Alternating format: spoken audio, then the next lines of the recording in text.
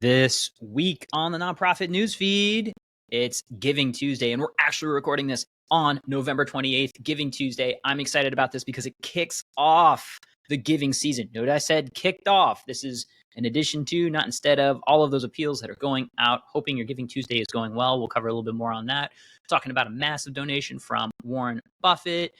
We'll follow up to OpenAI. That story developed quickly, and a story of a major donor suing for their donation back. And Nick, bring us into it.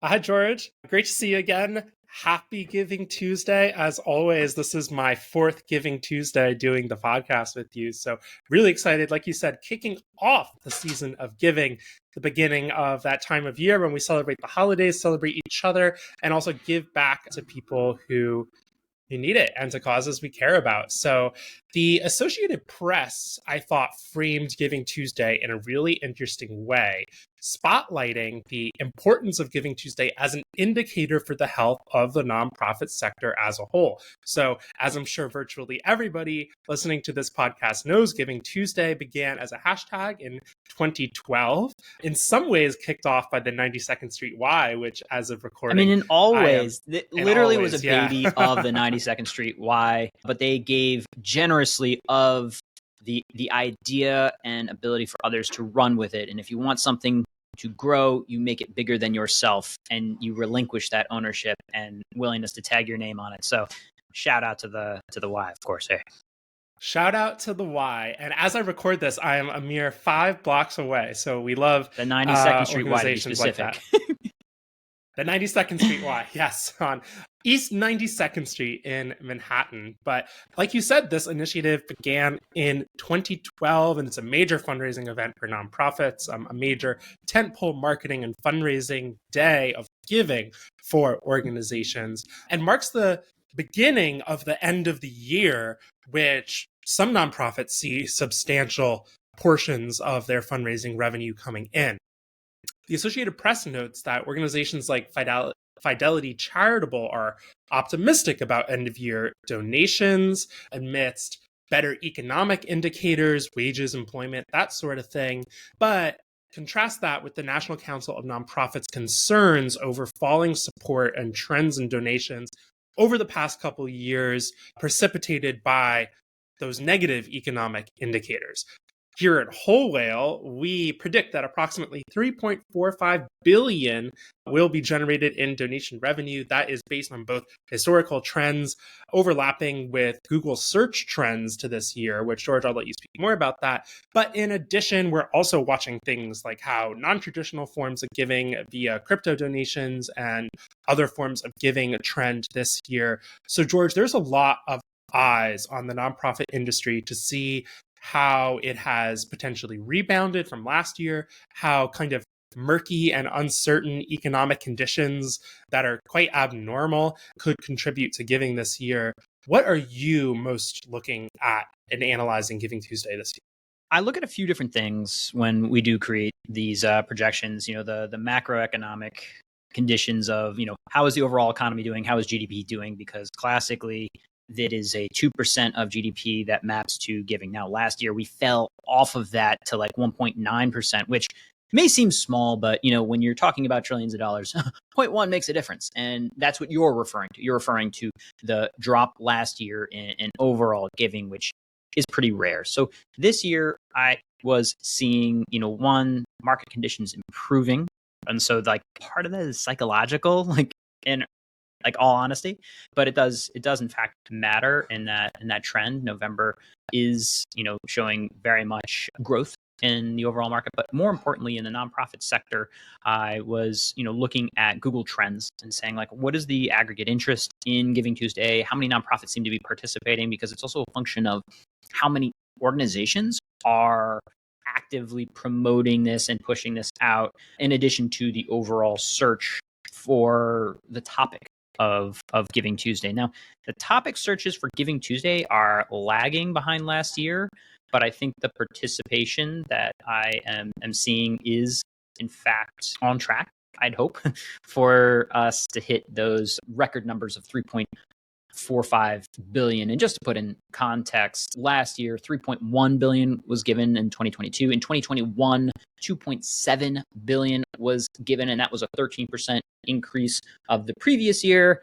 And in 2020, we saw 2.4 billion. So there's been this sort of steady increase from 2.4 to 2.7 to 3.1, and throwing around 22 to as low as 13% in terms of our year-over-year growth rate. Clearly, big numbers are harder to grow by percentages, so it would be a little inaccurate to assume that you would grow at the same percentage as you get larger. But all of this hopefully combines into a good kickoff, as I said at the beginning, kickoff of giving season, and that the generosity continues and we can move away from the trend of last year, which was a net decrease in giving. Obviously, also inflation stabilizing will help this as well. Fed rates, there's a lot involved, but in your backyard, what I'm also hoping for, and I will be pushing out in the days to come, is how you're thanking the donors that you have had and that you are meeting for the first time, with strategies like thank for or more in your messaging. Like, how does that automation build into, all right, I'm going to thank them immediately. I'm going to thank them in 2 weeks for what they did. And by the way, we're going to thank them in 6 months when we give them an update on how their money has worked to help the causes and stakeholders involved based on their donation. So really plan that out now, because all of that can be programmed in automatically to your communication systems and CRMs and donation platforms. Absolutely. Definitely agree. We'll see how Giving Tuesday progresses, and we'll keep an eye on that number and look forward to seeing the tally. But second, the idea of thanking your donors never been so important. All right, I can take us into our next story, and this one comes from CNN, and that is that Warren Buffett has donated $870 million to charity ahead of Thanksgiving, now just a couple days after Thanksgiving. So billionaire Warren Buffett leads the ginormous company Berkshire Hathaway and has donated approximately $870 million in Berkshire Hathaway shares to 4 family-run foundations, continuing his annual philanthropic tradition. So this donation echoes a similar type donation that was made last year, and is part of Buffett's longstanding commitment against dynastic wealth and in support of societal benefits through capitalism.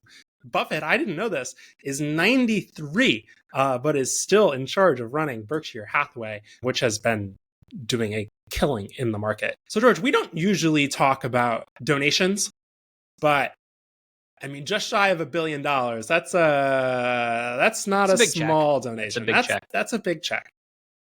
Yeah, I think there's also the line in here that his, longstanding commitment against dynastic wealth in support of societal benefits is very interesting, because he is such, he's the Omaha Oracle. He is someone people revere in many capitalist circles, but overall, what he will hopefully make at the end of his career here known is that giving is an end goal for a lot of this wealth, rather than passing on something that, is tucked away inside of one family forever.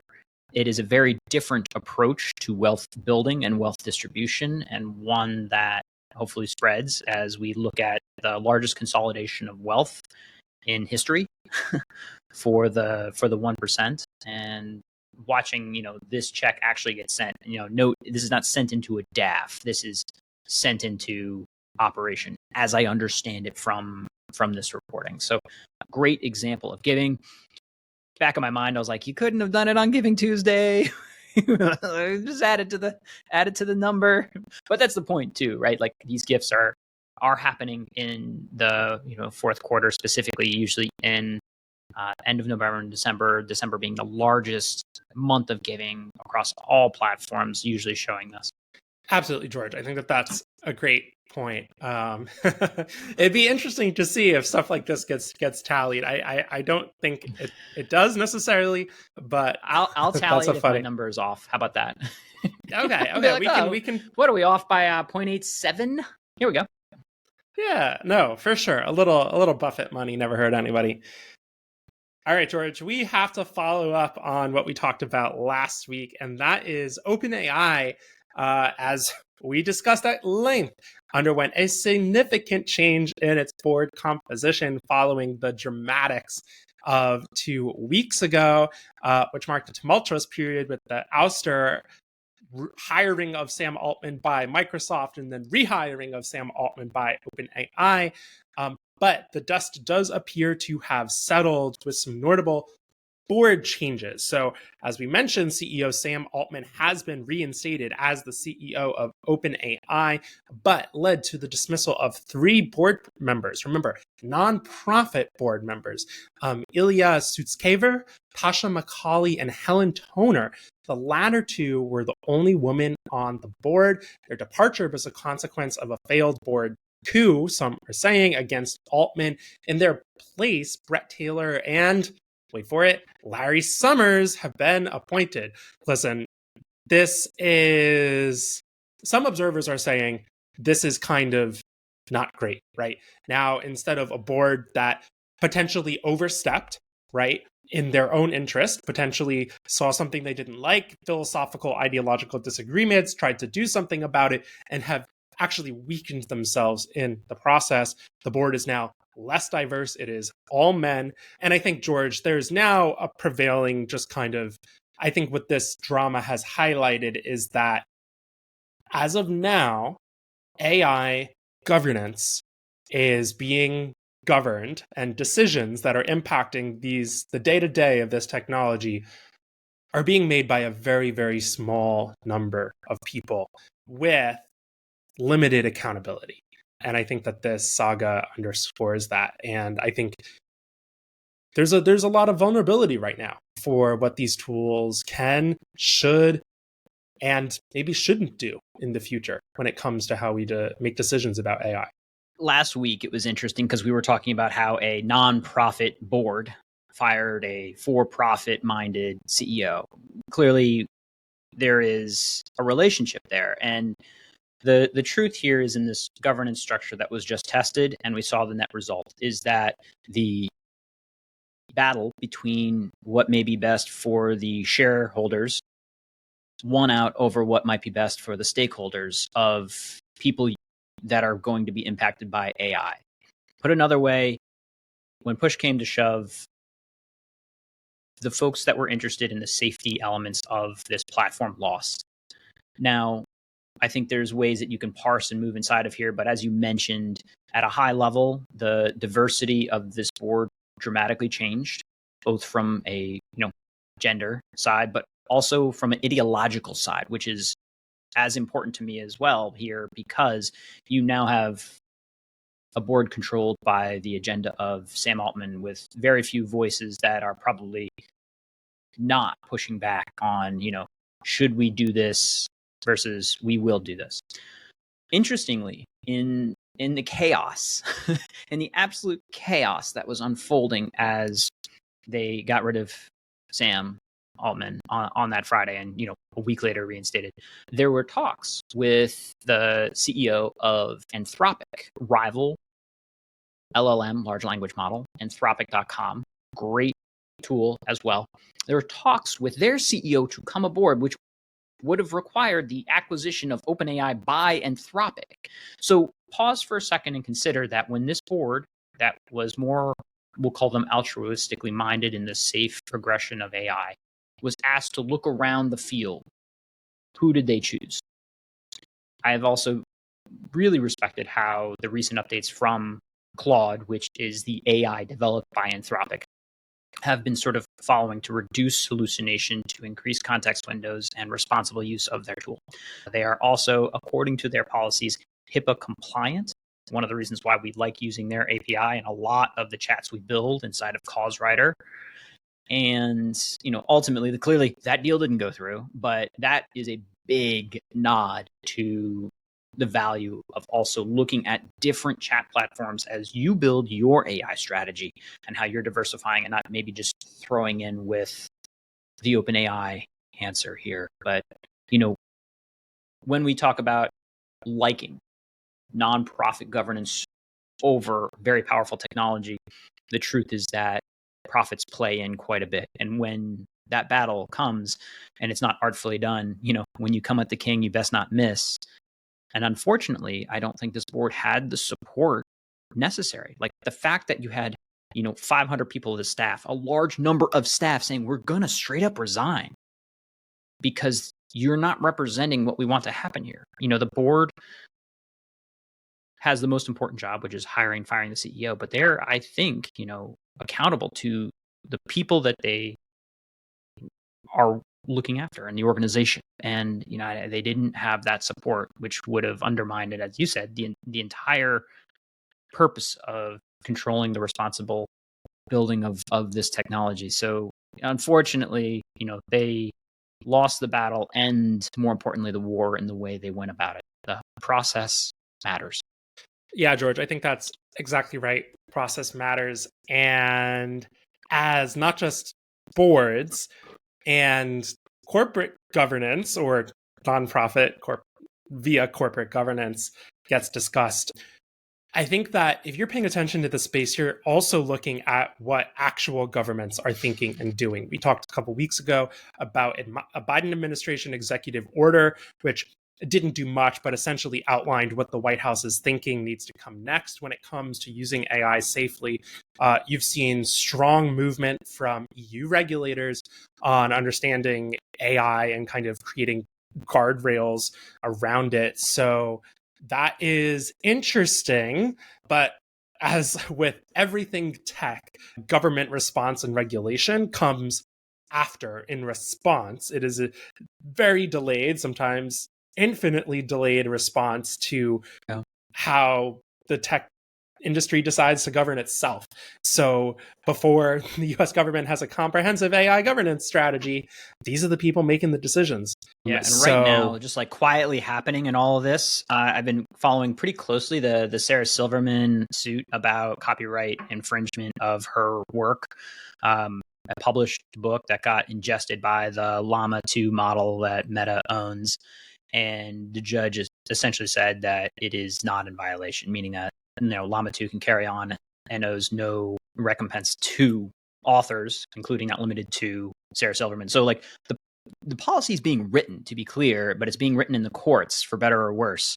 Very interesting also for like looking forward to anybody else who's going to be going, because now you have a bit of a precedent being like, basically when text is ingested, sent through a neural net and synthesized into an LLM that can mimic the style, it is not verbatim pulling that information, thus in violation of a copyright. They're talking about the fact that like you can't get Llama 2 to perfectly reproduce her, her book. And you're like, no, it won't, because like LLMs don't perfectly recall things, right? They're a probabilistic engine that are generating things based on its data set. So it is a big step maybe for establishing how LLMs have ingested the entire web's content and much more, and are now generating content that we, both the royal and personal we, have created. And so now these seem to be the rules we're playing by. There's a lot to unpack there, George.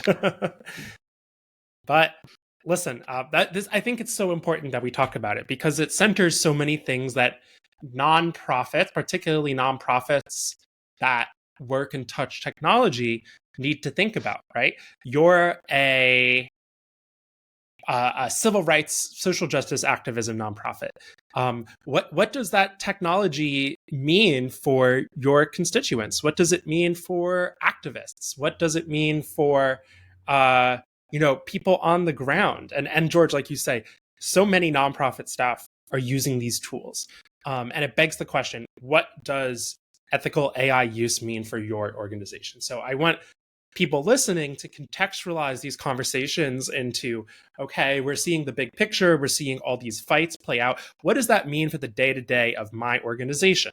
Why should we be approaching these tools one way or another, right? And George, our essential use here at Whole Whale, we have a published AI use policy, which is great, but also our kind of axiom here is first draft, not final draft. Use AI to help things, but always review it, always understand, always filter out for bias, harmful language, etc. And I think that that's an important conversation, right? But AI is coming to every aspect of our life. It's healthcare, it's media and entertainment, it's how social media works, and nonprofits can't be caught back-footed. So centering the actual day-to-day of nonprofits is what, if you're listening to this podcast, this applies to. And speaking of governance, I want to take us into our next story. This one comes from news organization the Baltimore Banner, and a major donor is suing the One Love Foundation, claiming allegedly that the Baltimore-based nonprofit, which has educated 2 million young people about relationship violence, has again allegedly breached an agreement and is in, quote, disarray due to the actions of one of its founders. The lawsuit asserts that Sharon Love, who created One Love after her daughter, University of Virginia senior Yardley Love, was killed by an ex-boyfriend in 2010, fought against One Love's, quote, outreach to LGBTQ and minority communities, and then subsequently threatened to fire board members who disagreed with her, prompting nearly all board members and the organization's CEO to resign earlier this year. Again, this is via in allegations only. However, George, I think it brings interesting questions into what happens when a donor stipulates a certain donation, and what happens when, in this case, again, based on this suit, an organization fails to follow through on pretty significant grounds what a donor stipulates. And I think brings up some interesting questions. Yeah, I mean, this is a $1 million gift from the Glock Foundation, now being questioned based on the stipulation of leadership that is, can be part of a lot of these grants. So, I think it seems to be, like you said in your transition, another story of the board, of where your board fits into running an organization. And unfortunately, when things go to extremes, you end up with the board needing to take action one way or another. And here's another case where an entire board is shifted and changed, and now there's unfortunate litigation involved instead of helping a cause that certainly needs it when we're talking about relationship health and relationship violence out there. So a note to those board members: a lot of important work in guiding an organization and hopefully managing it before you get to these points. Absolutely, George. I think that's a great way to frame it. But how about a feel-good story?